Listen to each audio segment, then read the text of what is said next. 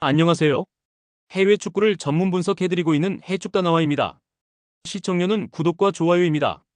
스포츠가 어렵게 느껴지신다면 댓글을 통해 무료 멤버방에서 99% 적중률의 픽을 받아보세요.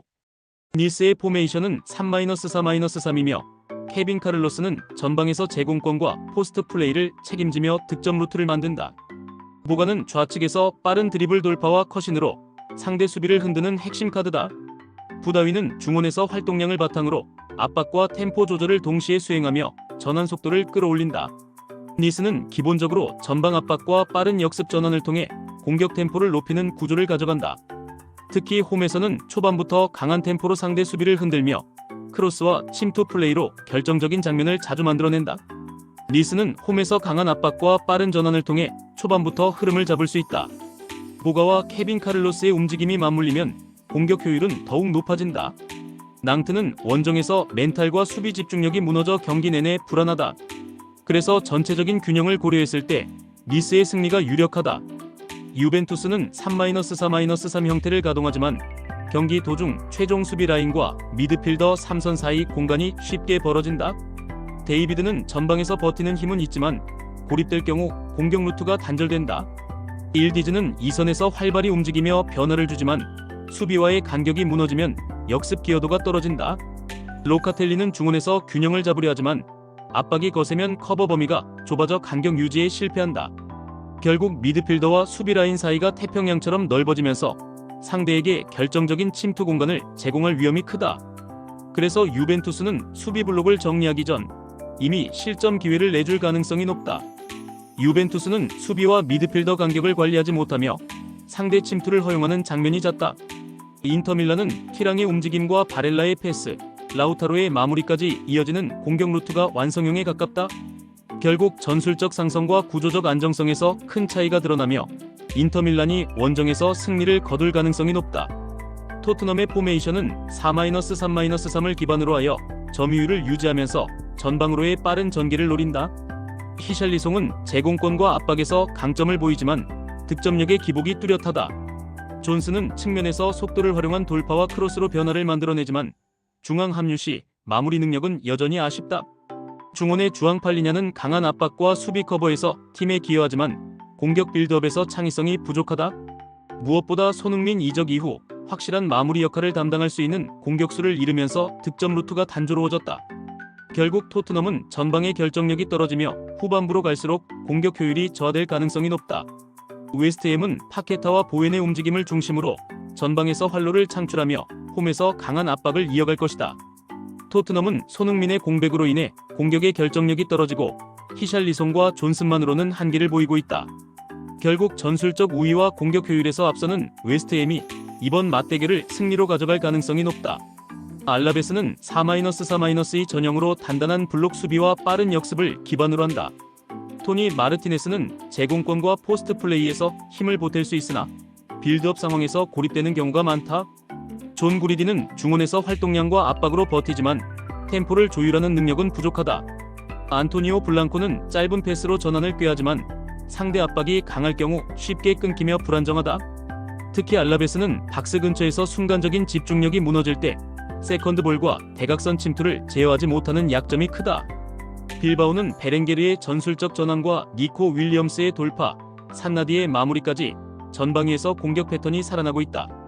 알라베스는 4-3-2의 안정성에도 불구하고 하프 스페이스 대응력이 떨어지며 순간적인 공간 붕괴 위험이 크다. 결국 이 매치는 전술적 완성도와 공격 효율성에서 앞서는 빌바오가 홈에서 승리할 가능성이 높다. 바이에른 뮌헨은 4-2-3-1 구조를 활용하며 최근에는 볼이 위치한 공간에 선수들을 다수 배치해 수적 우위를 만드는 전략이 돋보인다.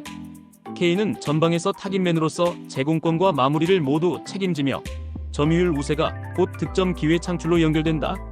올리세는 측면에서 드리블 돌파와 컷신 플레이를 통해 압박을 풀어내며 상대 블록을 흔드는 역할을 한다. 고레츠카는 중원에서 왕성한 활동량과 전진 패스를 기반으로 점유율 유지와 동시에 역습 차단까지 책임진다. 결국 바이에른은 점유율 우위를 통해 상대를 압박하며 경기 내내 공격의 흐름을 주도할 수 있는 팀이다. 바이에른은 점유율 전술을 통해 현대 축구의 핵심인 수적 우위를 경기 내내 보여줄 것이다. 함부르크는 체력 소모와 압박 대응에서 무너질 수밖에 없고 전방 공격진도 고립될 가능성이 높다. 케인을 중심으로 한 전방 마무리와 중원 압박까지 이어진다면 경기 흐름은 일방적으로 바이에른이 주도한다. 결국 점유율 장악과 공격 효율성을 모두 갖춘 바이에른 뮌헨이 승리를 확정지을 전망이다. 아인트호벤의 포메이션은 4-3-3-3이며 페리시치는 폭발적인 드리블 돌파와 넓은 활동 반경으로 측면을 장악한다. 루번 반 본멜은 중원에서 전진 패스와 탈압박 능력으로 빌드업의 핵심 역할을 한다. 스아우터는 제공권과 위치 선점에 능하며 세트피스 상황에서 위협적인 타깃이 된다. 아인트호벤은 전방 압박 강도가 높고 세트피스를 통해 다양한 공격 루트를 열어갈 수 있다. 특히 코너킥 프리킥에서 득점 확률을 높이는 전술적 완성도가 돋보이며 상대의 수비 집중력 저하를 확실히 파고든다. 결국 전력적 우위를 바탕으로 경기 내내 주도권을 장악할 수 있다. 네이메어는 오가와와 체리의 역습 루트가 살아나더라도 아인트호벤의 전력 차이를 극복하기 어렵다. 아인트호벤은 세트피스와 전방 압박에서 결정적인 우위를 보이며 경기 내내 주도할 가능성이 크다. 결국 이 매치업은 전력 전술 모든 면에서 아인트호벤이 확실히 웃는 흐름으로 귀결될 것이다. 폴렌담의 포메이션은 4-2-3-1이며 베어만은 문전에서 위치 선정을 잘하지만 제공권 경쟁에서는 불안하다. 쿠아스는 측면에서 빠른 돌파로 변화를 주지만 수비 가담이 약해 뒷공간 노출이 잦다. 미레는 중원에서 전환 패스를 시도하지만 압박을 받으면 안정적인 전개가 흔들린다. 폴렌담은 전술적으로 제공권 방어에 약점이 드러나며 세트피스 수비 집중력이 떨어져 불필요한 실점을 허용하는 경우가 많다. 결국 세트피스와 공중 장악 싸움에서 고 어헤드 이글스에 끌려갈 가능성이 크다. 고 어헤드 이글스는 에드바르드센의 공중 장악력을 앞세워 세트피스에서 확실한 무기를 보유하고 있다. 마가렛과 브렘의 연계는 전술적 다양성을 더해주며 홈에서 강한 압박으로 흐름을 이어갈 수 있다. 폴렌담은 제공권과 세트피스 수비 불안으로 고전할 가능성이 크다. 결국 세트피스 집중력과 공중 경합에서 우위에 선고 어헤드 이글스가 승리를 가져갈 전망이다. 이 경기는 양팀 모두 인버티드 풀백 전술을 가동하면서 중원 밀집도가 극도로 높아질 가능성이 크다. 피오렌티나는 킨과 구드문드손이 기회를 노리지만 지나친 패스 의존으로 루트가 단조로워질 수 있다. 나폴리 역시 데 브라이너와 폴리타노를 앞세워 점유율을 유지하겠지만 좁은 지역에서의 단순 패스 교환에 갇힐 수 있다. 그래서 경기 전체가 루즈한 흐름 속에서 진행되며 전후반 90분 동안 답답한 양상이 반복될 수 있다. 결국 두 팀 모두 세트피스 외에는 확실한 변수를 만들기 어렵고 무승부 가능성이 가장 현실적인 결론이다. 브렌트퍼드는 홈에서 압박 전개와 측면 돌파를 통해 분위기 전환을 시도하겠지만 중원에서의 템포 유지와 뒷공간 커버 불안정이 발목을 잡고 있다.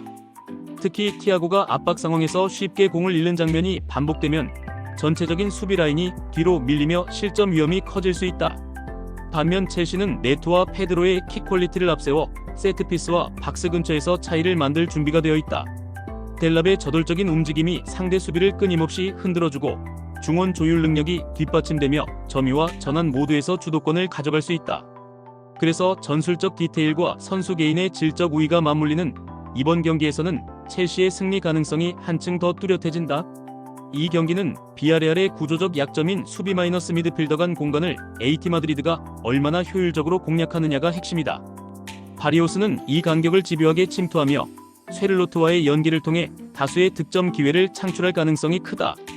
줄리아노 시메오네의 전방 압박까지 더해지면 비아레알 빌드업은 중원에서 끊기며 위험에 직면할 수 있다.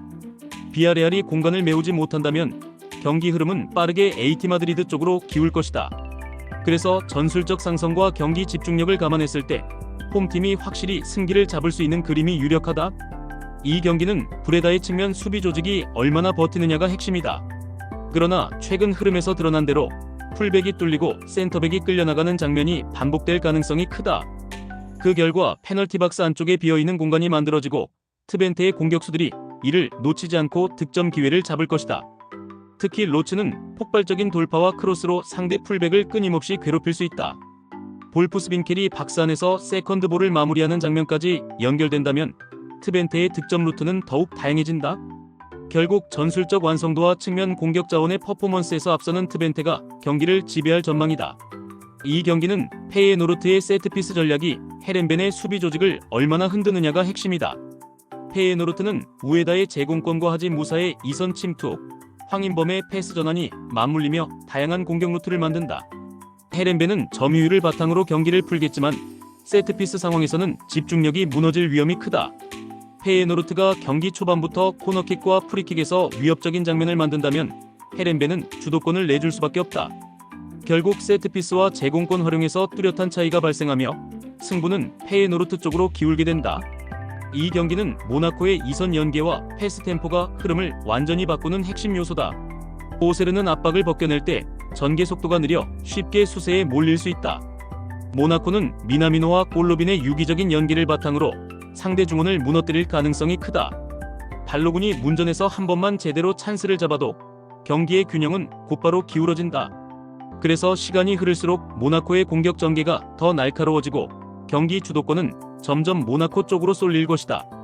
결국 전술적 응집력과 이선의 유기적인 움직임에서 모나코가 확실히 우세하다. 이상 오늘 해외 축구 경기 분석 모두 꼼꼼하게 해드렸습니다. 영상 시청에 감사드리며 혼자 분석하기 힘들다고 느껴지신다면 언제든 댓글을 통해 무료픽 멤버방을 찾아주시길 바랍니다.